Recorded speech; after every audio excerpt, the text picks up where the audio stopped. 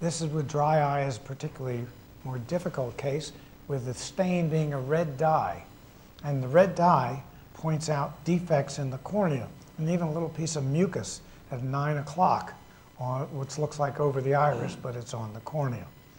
You notice this patient may also be early in cholesterol, having a lipid ring up superiorly in the cornea, that arcuate thing. We may pick up cholesterol. In some people, it's 50-50. But dry eyes are the most commonly overlooked cause of chronic eye irritation. And all you have to do is A, measure the tears with a strip of filter paper called a Schirmer test. B, put a yellow dye in the eye and watch it dissipate as people blink. Because if it breaks up quickly, they have dry eyes. Even if they make a lot of tears, they evaporate like crazy. And the fact is there's many ways to treat a dry eye.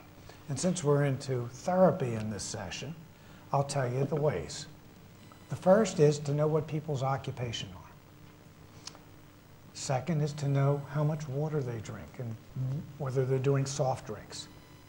Artificial flavors, sweeteners, in soft drinks are a major cause of eye irritation. 5 days off of them and people will feel a difference. I had a guy with a cornea transplant who kept getting inflamed. And he went and visited his son in North Carolina. And his son would forbade any artificial drink in the house. Could have coffee, tea, or water. And after 2 weeks visit, his eyes were great. He took one Dr. Pepper, and he got like Dr. Pepper in the eye. And he realized he made the connection. It's kind of like Koch's postulates in science.